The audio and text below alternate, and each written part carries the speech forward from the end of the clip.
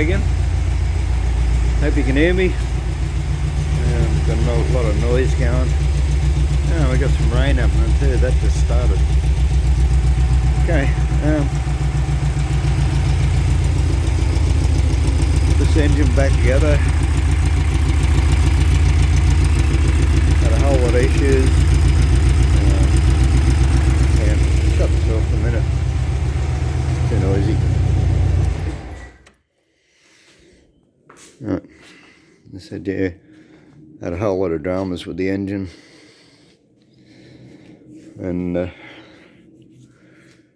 yeah, I think this appears we got warped casings.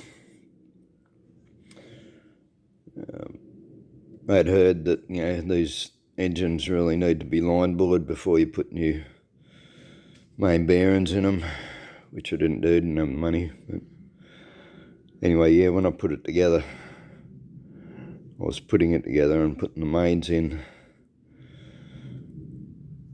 You could tell that the casing was a bit twisted, like the front and rear bearings were sort of tight in the casings and the centre ones were a bit loose.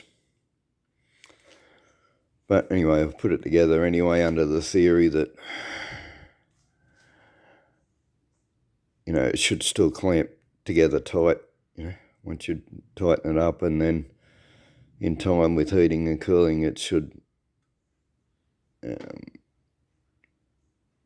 you know, reform itself into the correct position. So only because, you know, I just don't have the money to take it in, get it line bored, and that would mean then buying another set of mains because you'd need with a bigger outer diameter. So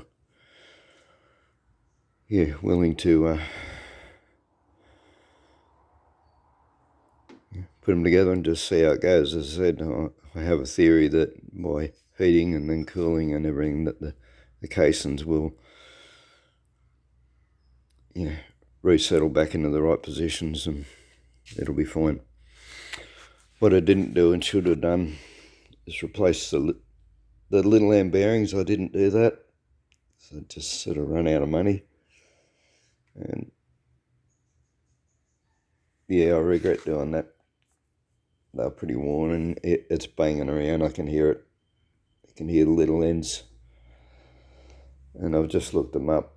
They're actually not that expensive, but they're not a just put straight in thing. You gotta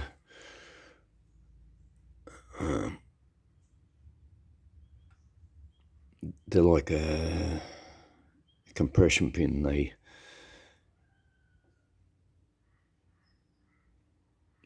sort of squash into the rods, and then expand again, and then you have to get them reamed to the size of the pins. So it's not a straight up operation, and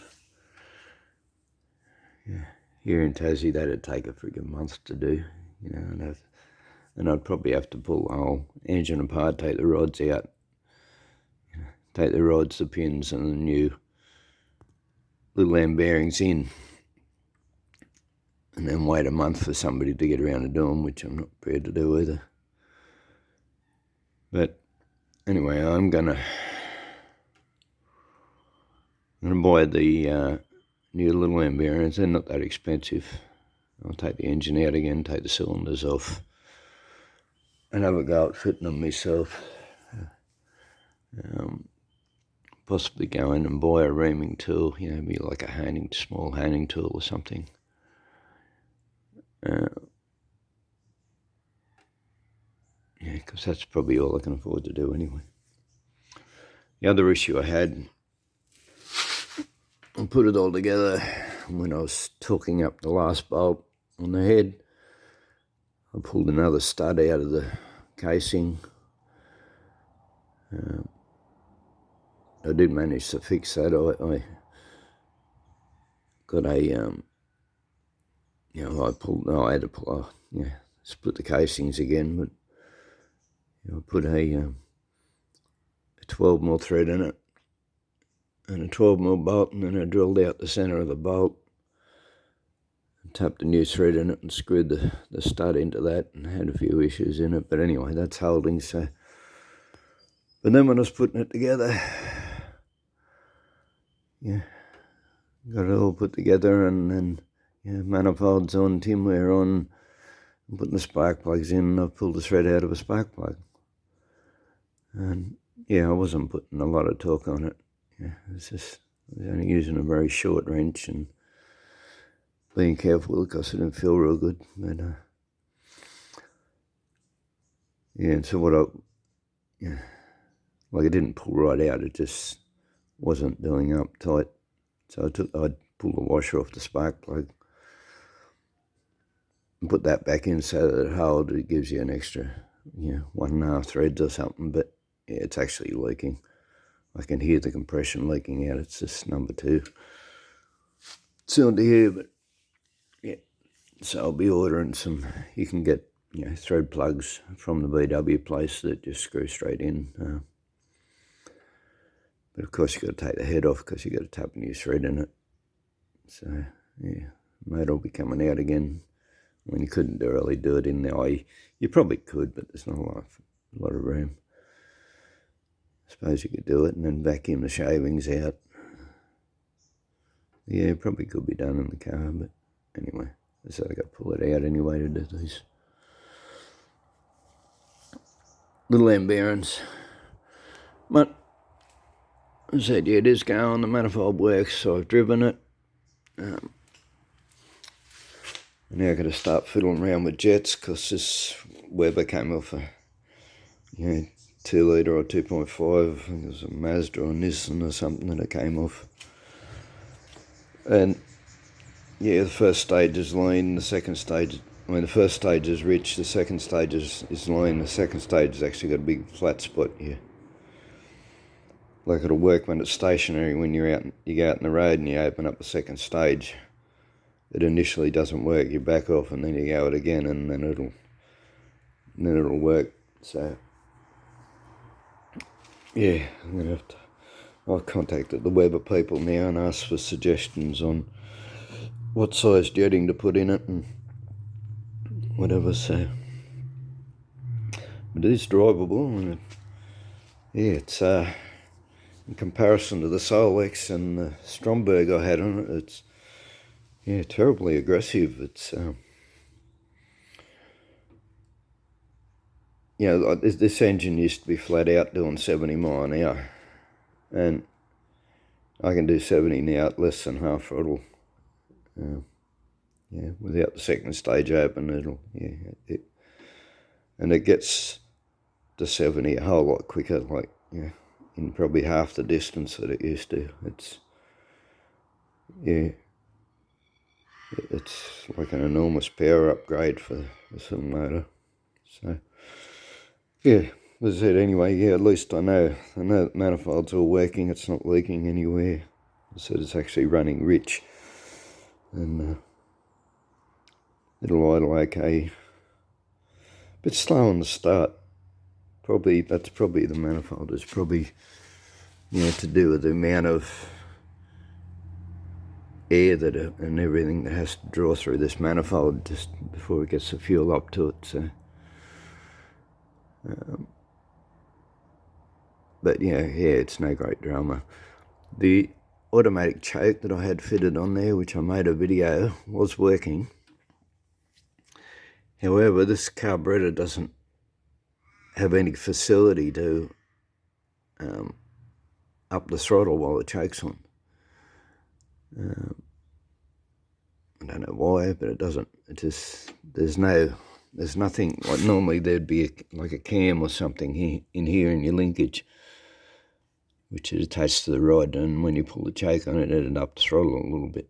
But there isn't anything in there to do that. There's nothing I can connect it to, and it won't idle with the choke on when it's cold.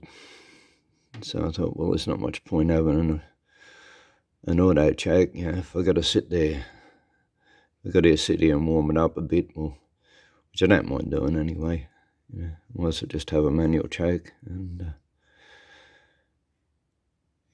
so I took the electronic unit out of there. I'm not going to pull it apart and show you, but I already had the cable anyway. I had the cable when it was on the Stromberg, so I just made up plate out of a bit of stainless steel zinc, bend it over, put a thread in it, and run that through. That hooks to where the electronic choke ran on the and I've also run a spring through the shaft. I took the diaphragm and everything out of there, and I ran a little spring through the slot with a pin. Yeah, because this is not a fixed cable, it's a loose cable, so yeah, the cable itself can't push, so yeah, I put a little spring on it to pull it back. That works fine. You only need it for, basically once it fires up, you pretty much turn it off pretty straight away anyway, so yeah, you only need it to actually start it. So, then I got to, as I said, I got to sit there for a couple of minutes and warm it up, keep it revving, but that's no drama. I don't mind doing that. The good thing about a manual choke is that at least you know that when you shut it off, it's off. Yeah. And that was the issue too with the automatic choke, is that when I had the automatic choke running on the Solex, is you go for a drive and it'd be plenty warmed up. You go in the shop for half an hour and the engine's still warm. You come out and start it and the choke will be back on again, when it doesn't need to be. So you're just sort of wasting fuel, you're carboning up your plugs and your pistons and all that sort of thing anyway. So yeah, that'll remain now with the manual choke. I'm quite happy with that. Don't know if I showed the setup for the choke,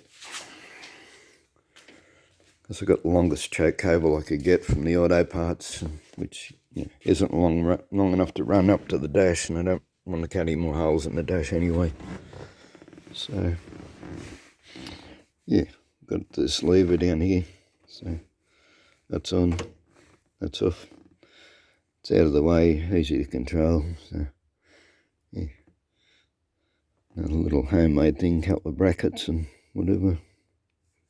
Bolts onto the gear stick hole.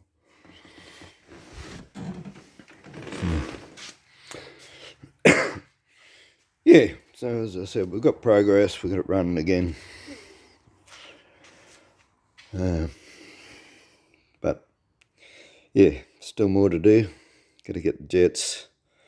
Main thing I got to get is this plug thread done. So I'm going to order these. It's like a helicoil, but it's not actually a helicoil. They're I forget what they call them now, but yeah. I said you tap it out, you put the new thread onto the spark plug, you put a bit of Loctite on the outside, and you screw it in. It's, yeah, little bit different to a helicoil. But, yeah, so that'll have to be done, and then going to look at getting these little end bearings done, and because it's sort of knocking a bit,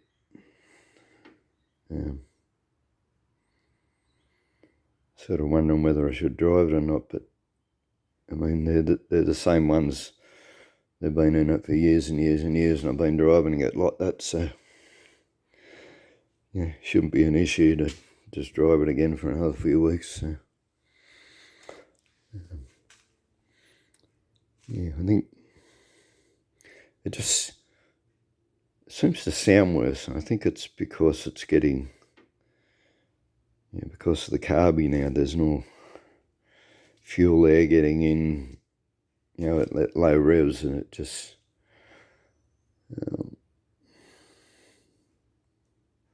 like an explosive planer, but yeah, a bit more force on it than it used to be. Fire it up again, show you.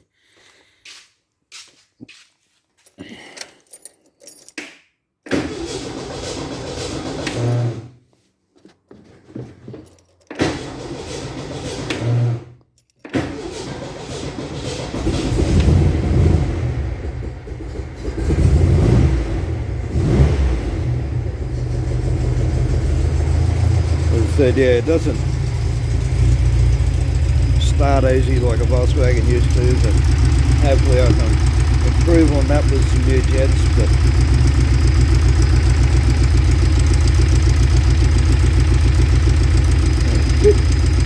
shaky. I think it's that spark plug actually losing compression out of it. I can actually hear it. I can hear it leaking out.